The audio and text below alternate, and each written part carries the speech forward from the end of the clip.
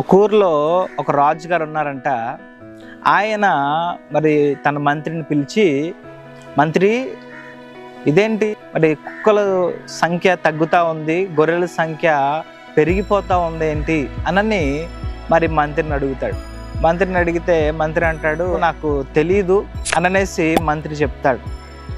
కాన్పులో కుక్కలైతే చాలామందికి జన్మనిస్తాయి కదా, గొర్రె ఒక్కదానికే జన్మనిస్తుంది, కానీ ఇంత సంఖ్య ఎందుకు పెరిగిపోతూ ఉంది అని రాజు అడిగినప్పుడు మంత్రి అంటాడు, నాకు తెలియదు కానీ తెలుసుకుందాం రాజా అననేసి ఏం చేస్తాడంటే ఊర్లో ఉన్న కుక్కలన్నింటినీ తీసుకొచ్చి ఒక గదిలో పెడతాడు.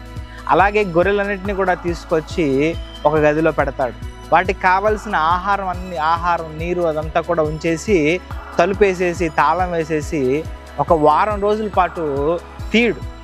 అయితే బాగా శబ్దాలు చాలా పెద్ద పెద్ద శబ్దాలు వినిపిస్తూ ఉంటాయి. వారం రోజుల తర్వాత వెళ్ళి చూస్తే కుక్కలన్నీ కూడా చనిపోయి ఉంటాయి. ఎక్కడ ఆహారం అక్కడే పెట్టబడి ఉంటుంది.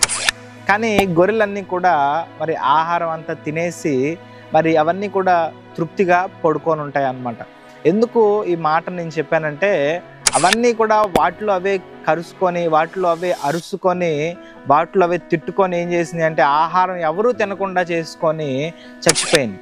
కానీ గొర్రెలు అయితే పంచుకొని, వాటికి ఇచ్చిన ఆహారాన్ని పంచుకొని మరి వాటికున్న మంచి లక్షణము ద్వారా అవన్నీ కూడా మరి బ్రతికినట్లుగా, మందలుగా అవి పెరిగినట్లుగా మనకి ఇక్కడ కనబడుతూ ఉంది.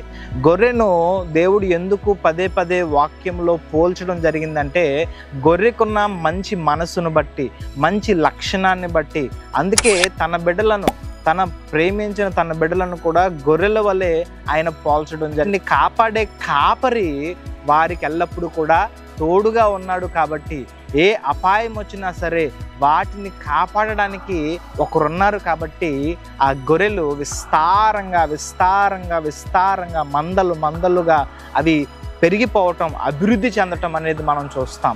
ఈరోజు ప్రతి క్రైస్తవుడు కూడా దేవుని నిజమైనటువంటి ఒక గొర్రె పిల్లే. ఆయనే మా కాపరి, ఆయనే మనందరినీ ప్రేమించి రక్షించే గొప్ప కాపరి అయి ఉన్నాడు. ఆమేన్.